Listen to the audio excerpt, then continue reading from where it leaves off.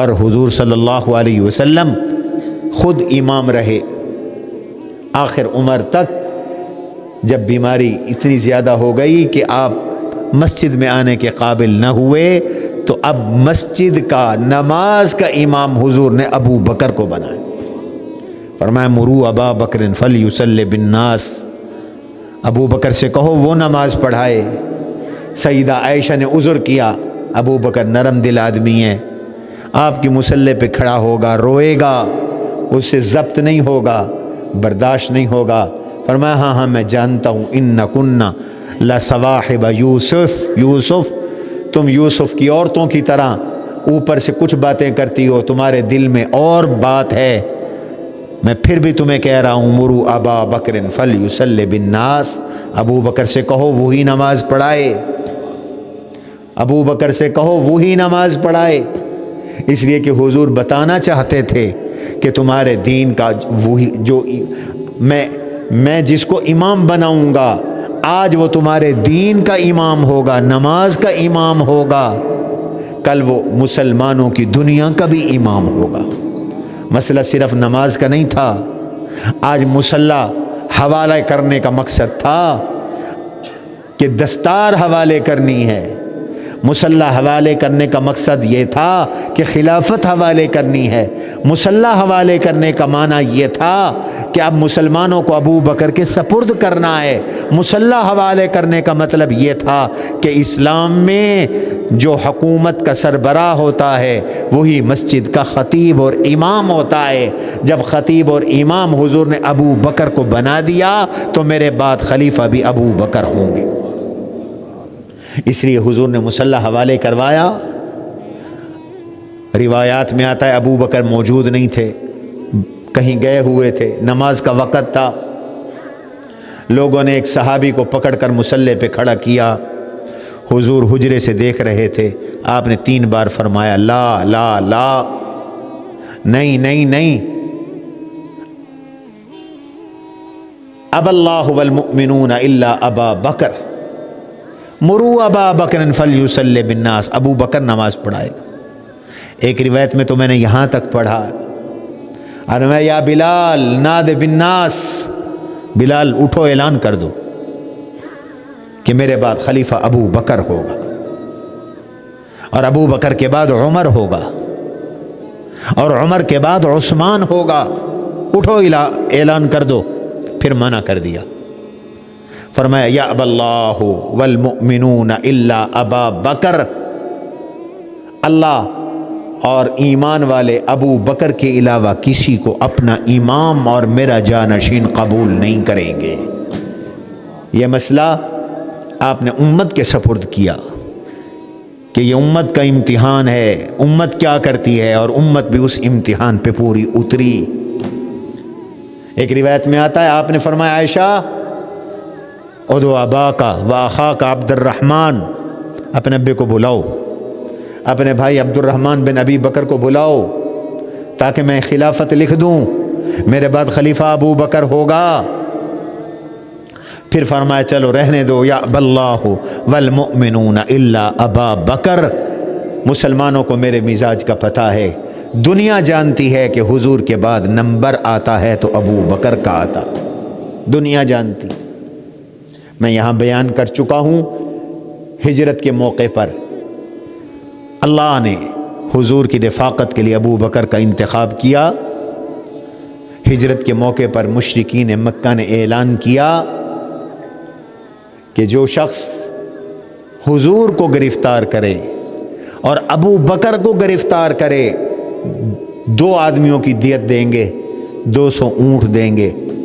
دیکھو کافر بھی حضور اور ابو بکر کو ساتھ سمجھتے تھے، ساتھ کہتے تھے. دونوں کی گرفتاری کا اعلان تھا، کسی تیسرے کی گرفتاری کا انہوں نے اعلان نہیں کیا. اور پچھلے جمعے غزوہ احد کے حالات میں نے جو آپ کو سنائے، جب احد کی جنگ ختم ہوئی اور مشرکین مکہ جانے لگے تو ابو سفیان نے کھڑے ہو کر اعلان کیا، اس نے کہا هل فیکم محمد موجود ہیں؟ چونکہ مشہور ہو گیا تھا حضور شہید ہو گئے. کوئی جواب نہ ملا. پھر اس نے اگلا سوال کیا حل فیکم ابو بکر، تم میں ابو بکر موجود ہیں؟ کوئی جواب نہ ملا۔ پھر اس نے کہا حل فیکم عمر، تم میں عمر موجود ہیں؟ کوئی جواب نہ ملا۔ اب ذرا غور کرو، مسلمان 750 تھے غزوہ احد کے اندر، شرکاء کی تعداد 750 تھی۔ ابو سفیان نے جاتے ہوئے حضور کے بارے میں پوچھا، حضور کے بعد 750 میں سے ابو بکر کے بارے میں پوچھا یا عمر کے بارے میں پوچھا۔ معلوم ہوتا ہے عہد نبوت میں ابو بکر کا اتنا اونچا مقام تھا کہ ہر ایک حضور کے بعد ابو بکر کو جانتا تھا، ہر ایک ابو بکر حضور کے بعد ابو بکر کو اور ابو بکر کے بعد عمر کو جانتا تھا۔ یہ تو کوئی اختلافی بات ہی نہیں۔ اللہ تعالی نے حضور کی بعثت سے قبل ابو بکر کا انتخاب فرما دیا تھا۔ ترجمان السنہ میں مولانا بدر عالم میلٹھی رحمہ اللہ نے ایک حدیث ذکر کی ہے، فرمانے لگے کہ حضور علیہ الصلاۃ والسلام نے نبوت کا اعلان کیا تھا تو مکہ سے ایک شخص شام گیا، وہاں شام میں ایک یہودی عالم ملا، وہ اسے اپنے گرجا گھر لے گیا، اپنے عبادت خانے میں لے گیا، اپنے دیر میں لے گیا، عبادت خانے میں لے گیا۔ اس نے کہا جس نے نبوت کا دعویٰ کیا ہے اسے جانتے ہو؟ انہوں نے کہا جی ہاں میں جانتا ہوں۔ تو وہ تصویروں کے البم اٹھا کے لایا، اس نے ایک البم کھولا اور تصویریں دکھائیں کہ ان میں وہ ہیں، انہوں نے کہا نہیں ان میں نہیں ہیں۔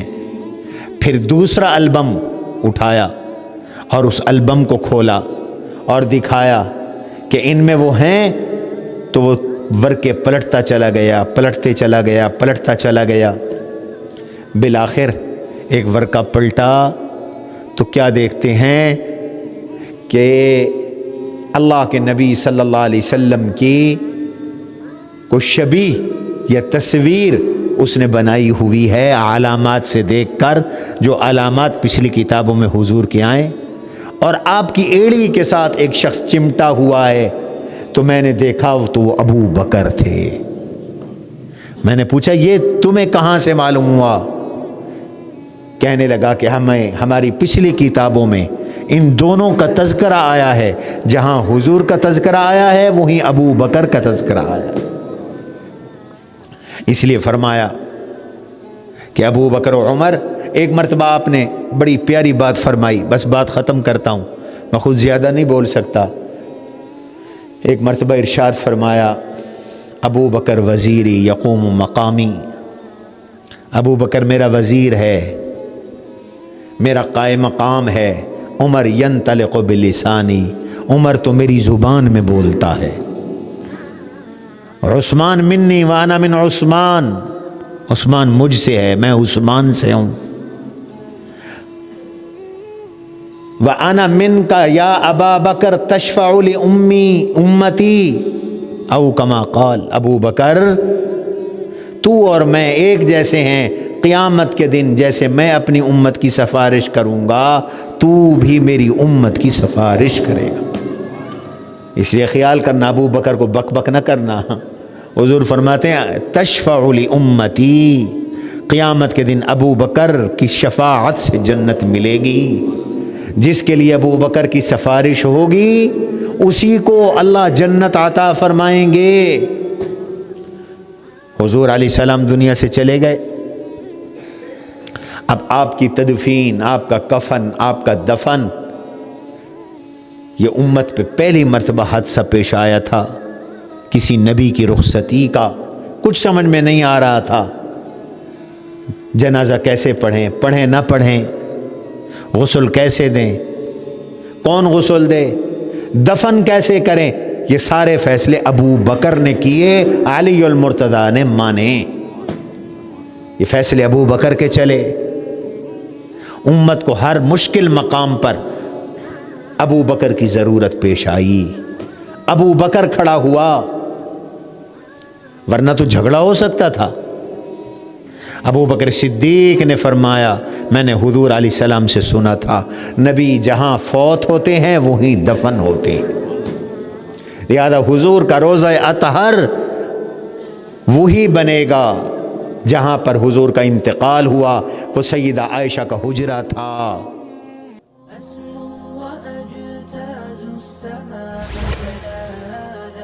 فأزيد أسراب الغيوم